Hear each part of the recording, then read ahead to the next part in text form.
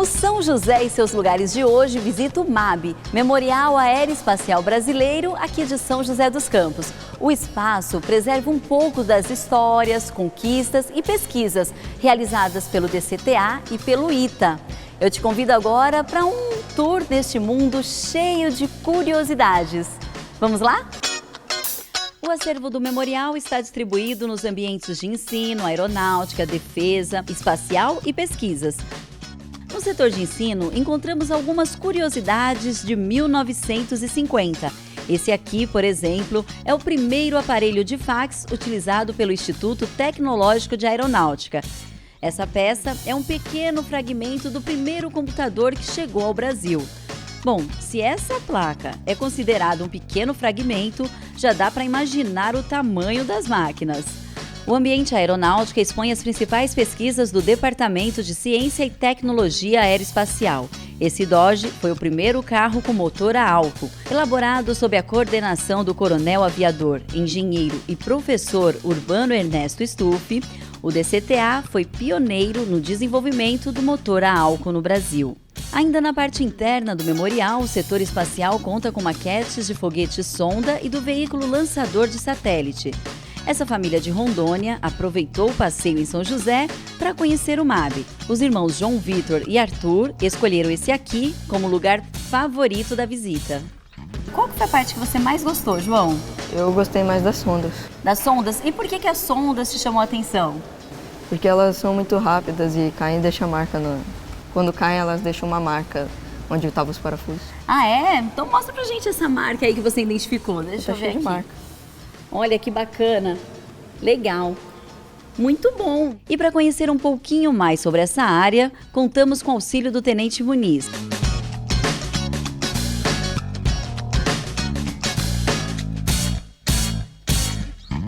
Então aqui a gente tem, por exemplo, um dos primeiros veículos que foram desenvolvidos aqui no DCTA, que é o Sonda 1. Esse é o Sonda 1? Isso, exatamente, esse vermelho e branco aqui. E ele foi desenvolvido a partir da década de 60 e foram feitos muitos lançamentos a partir de Natal. E esse aqui, por exemplo, é ele em escala real, certo? Ah, legal. Tenente, Isso. e assim, é um fato curioso porque tem alguns que são assim mais largos, eu diria maiores. Isso. Mas mesmo esse que ele é comprido, enfim, e um pouquinho mais fininho, dá um trabalhão danado para lançar, Dá um trabalhão, O que sim. precisa para lançar? É preciso toda uma cadeia, né, de atividades, começando a partir do planejamento, para você lançar esse veículo e recuperá-lo com segurança, né? Primeira parte de projeto, a parte de integração, montagem e integração, né, das partes que compõem o foguete. Em seguida, o transporte desse veículo até o centro de lançamento, né? Aqui no Brasil nós temos dois, um em Natal e outro em Alcântara. E para isso precisa de toda uma equipe, né, de técnicos, engenheiros. E qual que é a distância que ele alcança? Esse aqui, ele chega em torno de 80 quilômetros, 70 quilômetros de altitude. É quase no limite próximo ao espaço já. Vamos explorar um pouquinho. Bom, esse daqui também dá para observar que ele é bem antigo, assim, realmente faz parte do memorial, né? Exatamente. Esse aqui é apenas a parte superior do veículo. Esse aqui é o Sonda 2. Que foi recuperada. Certo? Ele voou e foi recuperado, certo? Então você percebe, né, que é fruto, né, da reentrada atmosférica, ele cai ao mar e aí vai um helicóptero com um navio para recuperá-lo. Tá, mas para recuperá-los, vocês colocam algum tipo de rastreador? Como que faz para localizar? Sim, tem todo um sistema eletrônico com antenas, uma telemetria associada que mantém sempre contato do foguete com o centro de lançamento. E aí a gente tem uma noção de onde ele está, onde ele caiu. Você percebe que não foram muitos lançamentos realizados, né? Você vê aqui, só pelo memorial você tem uma noção, né? Aqui acho que tem umas 5 ou 6 carga-úteis que foram eficientemente recuperadas. Então, assim, é um trabalho muito grande, mas muito prazeroso, né? É bem interessante. E o legal, Tenente, é porque aqui, ó, tem um que está sem a parte externa, Isso, exatamente. Né? E aí responde aquela minha curiosidade lá atrás. Isso. Então, olha só, gente, que bacana.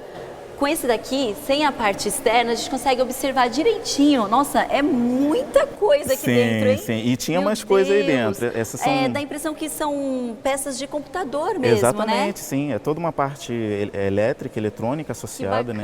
Que é responsável por comandar o foguete, controlá-lo. E esse comando, ele é mandado aqui, da Terra? Isso, ele tem um computador de bordo, né? Que ele faz cálculos de trajetória, mas a gente monitora também aqui da Terra. Legal. Isso. Nossa, muito curioso. Então, bacana, hein, gente? Olha, que legal.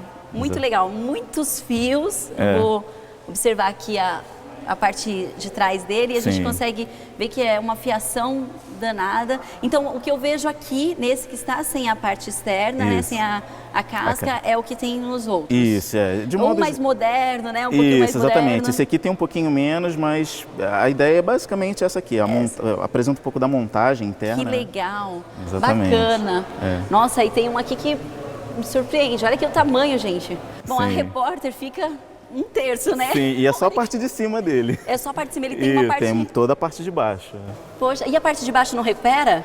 Não, são vários estágios, né? E eles vão ao mar, né? Então, a ideia... Entendi. É. O interessante é recuperar a parte de cima, que é onde estão as informações. Isso, os experimentos científicos. Legal. Exatamente. Bom, gente, olha, bacana, né? Poxa vida, gostei. Vale a pena visitar mesmo, porque é muito curioso. Eu não sirvo de referência, né? Porque eu já tenho uma estrutura baixa, mas é muito interessante você ver e imaginar a altura, Sim. né, que chegou uma peça dessa daqui, retornou para a Terra, foi recuperado. Exatamente. E está aqui em exposição. A altura e a velocidade. Velocidade. Também, né? Qual que é a velocidade que ele alcança? Ele vai muito em torno de, acho que 3 km por segundo. 3 km por segundo. Bom, tem gente que em casa, eu tenho certeza que gostaria de usar essa velocidade aí em carros aqui na Terra, viu? Sim. Principalmente com esse trânsito maluco que a gente Sim, com certeza. Bom, e concluindo aqui a meia-lua, Tenente Muniz, fala um pouquinho sobre essa peça aqui. Aqui temos o VSB-30, né? Legal. Que é em escala, certo? Que foi um projeto desenvolvido em parceria com a Alemanha. Então, é um foguete que foi desenvolvido a partir dos anos 2000 e ele está sendo muito utilizado, por exemplo, na Europa. Então, a gente fez todo o projeto dele e pesquisadores e centros de pesquisa da Europa estão utilizando ele. Até porque ele é, assim, ele é um pouquinho mais, ele é menor, né? Um pouquinho mais fino, então de repente é mais fácil lançar e o custo deve ser menor do que lançar, por exemplo, um daquela, daquele tamanho, daquela estrutura. Bacana. Então, é isso aí, gente. Então, vamos passear um pouquinho mais aqui dentro da parte interna do MAB e conhecer os outros setores. Acompanhe a gente.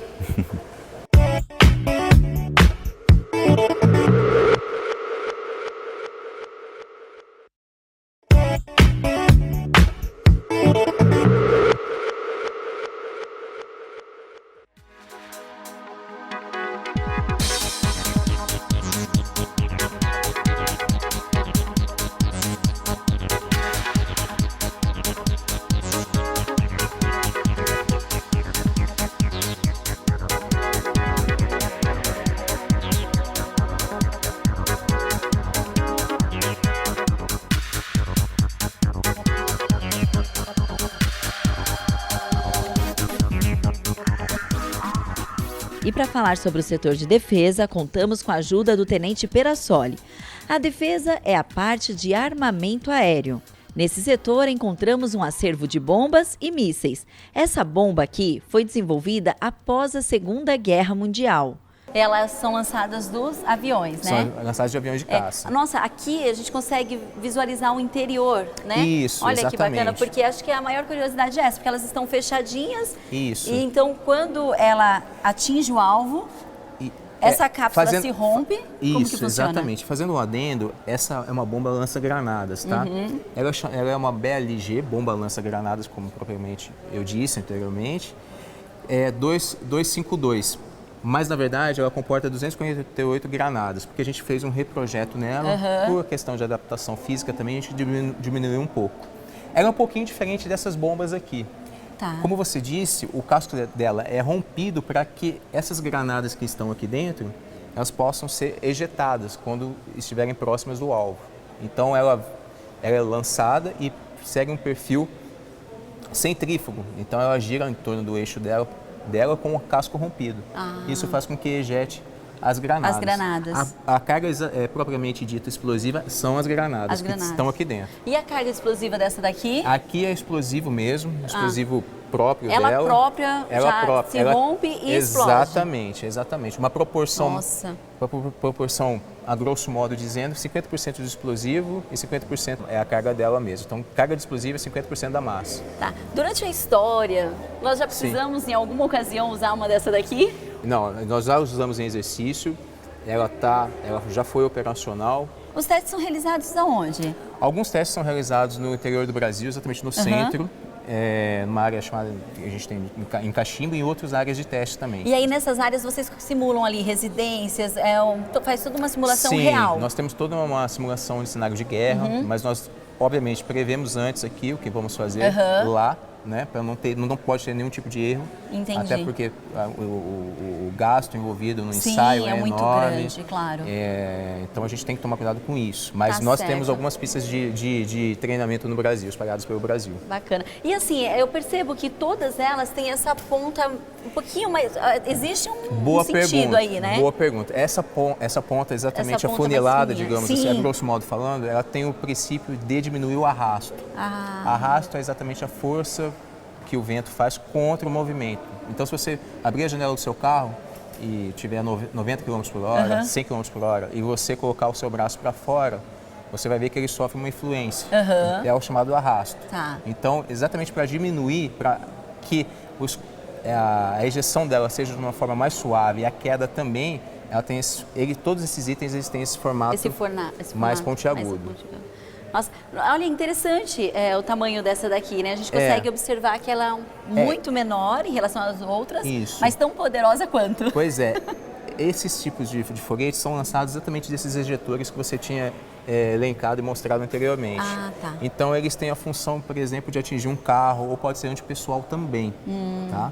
E exatamente eles seguem esse perfil mais afunilado na... Bom, aqueles lances que a gente acompanha em filmes, né, principalmente filmes de guerra, que tipo, uma dessa daqui fica perseguindo uma única pessoa, isso existe de fato? Não, é meio que imaginação demais. Na verdade, a gente pode, pegando o adendo do que você falou, a gente tem, o caso dos mísseis, por exemplo, o caso desse míssil aqui, por exemplo, não diria uma pessoa, mas ele segue, por exemplo... Ele é direcionado, ele é lançado, é um míssil ar-ar, direcionado contra outra aeronave, ele vai seguir o calor da outra aeronave. Ele é projetado, então você, por exemplo, indica ali o caminho, aquela aeronave, aí o calor que atrai Exatamente, o míssil. que o autodiretor, na verdade, o que sensibiliza, onde ele vê exatamente é essa parte aqui, esse domo aqui, na parte da frente. Então ele tem o sensor de infravermelho. Tá. E aqui é um míssil superficiar, segue mais ou menos o mesmo princípio. Só que é lançado, como o próprio nome diz, da superfície, de solo. Não é da aeronave? Não, diferenças básicas, por isso que a gente chama de MAA e de MSA. Legal. Solo-ar. Bacana. E aqui a gente pode ver exatamente um corte, né? A do parte motor, interna. a parte interna, exatamente. Que é muito parecido com o motor dos foguetes. Exatamente. Ele tem esse formato aqui, estrela, que é um formato que não é por acaso, é um formato já consagrado, que a gente sabe que em teoria funciona e tem maior eficiência. Então a gente tem que tomar cuidado, além de fazer o míssil com um cuidado aerodinâmico, fazer o míssil para que ele voe com mais tempo e eficiência. Isso também passa pelo projeto do motor, do que é preenchido o motor, porque isso aqui é um motor. Bacana.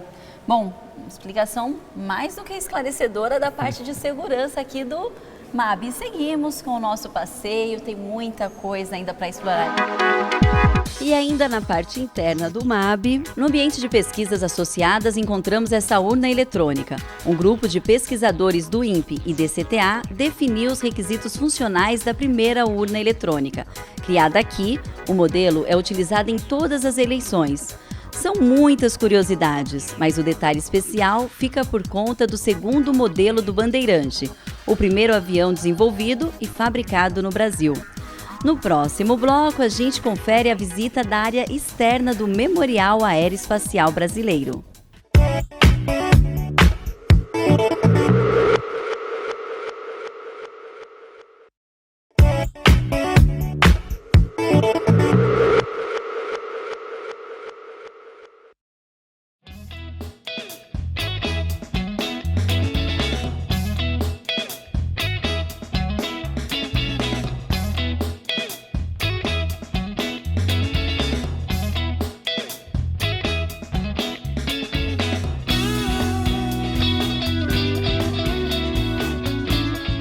Bom, a área externa do MAB é a área que encanta as crianças e deixa todo mundo cheio de curiosidade.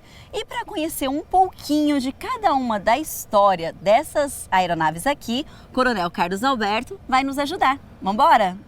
Coronel, o senhor estava falando que essa daqui foi uma das primeiras, ou a primeira a ser criada? Essa aqui especificamente foi a primeira aeronave da linha de produção, a da Embraer. Essa aeronave, esse tipo de aeronave, vendeu em torno de 500 aeronaves ao longo da sua história, né? E uma curiosidade que a gente tem é porque assim, a gente percebe que aqui são várias aeronaves, cada uma de uma cor. Então, como que é definido, por exemplo, essa daqui, verde, um verde mais escuro, um verde mais claro, branco? O que que esses tons, a cor da aeronave? Bom, basicamente é a necessidade do cliente. O cliente solicita e produz a sua aeronave, solicita a produção da sua aeronave de acordo com o padrão utilizado pela empresa. Então, essa cor aqui deve ter sido a própria Embraer e as demais cores, cada cliente, cada empresa solicita o seu. Tá certo. Bom, então vamos continuar nesse passeio. Bom, ainda aqui na parte externa do MAB, essa daqui é a Xingu. Enorme, né? Como todas as aeronaves que estão aqui, todas são muito grandes, né? E nós ficamos até pequenininhas. Mas por que Xingu e qual que é o diferencial dessa aeronave especificamente? Bom, eu vou começar falando da tecnologia, né? Essa foi a primeira aeronave pressurizada. Então, essa tecnologia de pressurização foi primeiramente utilizada nessa aeronave pela Embraer.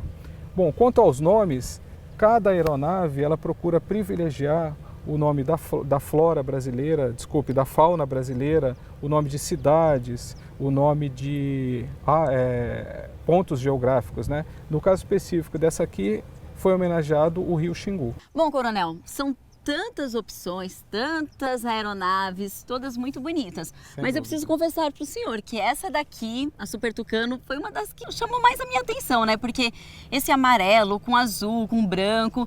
Eu queria que o senhor falasse um pouquinho sobre essa super máquina. Bom, na verdade, o Super Tucano, essa aeronave especificamente, ela fez parte de uma concorrência para a Marinha Americana. E embora a Embraer não tenha vencido essa concorrência, ela serviu para ensinar a Embraer como participar de uma concorrência internacional, ela serviu para desenvolver novas tecnologias, especificamente nesse tipo de aeronave, né? E essa aeronave aqui, ela tem uma curiosidade. Foi feita uma concorrência entre o público, né, para escolher o nome da aeronave, dada a sua pintura, né? Tá. Esse amarelo, esse verde que você gostou, né? Gostei bastante. O público escolheu o nome de Ana Raio, que era o nome de uma novela na época, e ficou. E o nome dessa aeronave especificamente é a Ana Raio. E por que a Super Tucano ali? Na verdade, é uma linha de produção onde nós iniciamos com o Tucano, que foi uma aeronave de instrução muito utilizada no Brasil. Então, corrigindo, né, o nome da Super Tucano, na verdade, é Ana Raio. Ana Raio. Em homenagem à novela que vocês devem lembrar, Ana Raio. Aí o Zé Trovão não fabricaram? Não. Porque na época da novela era Ana Raio e Zé Trovão. Eu lembro bem disso. Mas enfim, fica a sugestão de um nome, tá bom? Para a próxima aeronave. Bom, galera, vamos continuar aqui o nosso tour, né? Porque tem muitas histórias ainda pela frente. Vamos embora! Esse aqui é um projeto ítalo-brasileiro, né? Então a Força Aérea Italiana ela também utilizou essa aeronave por muito tempo e hoje nós ainda utilizamos essa aeronave aqui na Força Aérea Brasileira. Bacana. É o AMX, ele na verdade é um marco, né? Ele passa a tecnologia de motores a jato, né? Motores turbofan. A gente pode ver a diferença de um bandeirante, onde nós temos ali uma propulsão a hélice e aqui uma propulsão a jato. Então, essa mudança de tecnologia, ela foi um marco porque ela capacitou e qualificou a Embraer para desenvolver novas aeronaves dentro dessa nova tecnologia. Sim. E nessa daqui, o piloto e mais uma pessoa ou só o piloto? Na verdade, a aeronave de caça, ela pode ter 2 lugares ou um lugar. Tá. Né? Quando tem 2 lugares, ela serve exclusivamente para instrução dos novos pilotos. E quando o piloto já tem a capacitação, ele pode voar numa aeronave com um lugar só. Um lugar só. Bacana. Bom, vamos continuar o nosso tour, né? Porque tem muitas aeronaves para explorar ainda. Bom, concluindo o nosso tour aqui pela área externa do MAB, nós vamos agora conhecer um pouquinho da história do CBA 123, o Brasília, que foi muito explorado, né? Isso. E lá no fundo nós temos a ALX. O CBA 123, ele fez parte de uma cooperação Brasil-Argentina, daí o nome CBA. E foi uma aeronave onde também foi desenvolvida uma nova tecnologia para a Embraer, que é, como a gente pode perceber, a hélice que está na parte de trás da aeronave, né? Ela teve alguns problemas no sentido de que era muito moderna para a sua época, então o projeto foi parado, ele só ficou na parte do protótipo, que é esse aqui. Na verdade, existem dois protótipos, um está aqui, o outro está no Museu Aeroespacial Brasileiro, lá no Rio de Janeiro. Temos o Brasília, que foi um sucesso da Embraer, uma aeronave de transporte, ela foi bastante vendida, inclusive para fora do Brasil, né? E o ALX, que é uma aeronave tipicamente militar, daí a cor dela, né? A camuflagem. Camuflagem, muito bonita. E ela foi vendida também, ela ganhou uma concorrência externa agora, a concorrência nos Estados Unidos. A Força Aérea Brasileira, ela utiliza essa aeronave até os dias atuais. Mas o que importa é que todo esse acervo aqui está à disposição, então, ao invés de ficarmos aqui falando de cada uma, é interessante que o público venha e conheça aqui de perto cada aeronave, a história e a história da indústria aeroespacial brasileira, a história do DCTA, que na verdade faz parte da história de São José dos Campos. Além das aeronaves de fabricação nacional, na área externa, o visitante também pode conferir bem de pertinho modelos de foguetes do Programa Espacial Brasileiro, incluindo uma réplica em escala natural do veículo lançador de satélites, o VLS. E é apresentado na parte externa tanto veículos lançadores, que são responsáveis pela satelização, por colocar um satélite em órbita em volta da Terra, e também foguetes de sondagem, que são responsáveis por levar experimentos até além da atmosfera terrestre, e eles retornam de volta ao solo. Com entrada franca, o Memorial Aeroespacial Brasileiro está localizado na Avenida Brigadeiro Faria Lima. O espaço é aberto ao público de terça a domingo. Confira os horários no site mab.cta.br.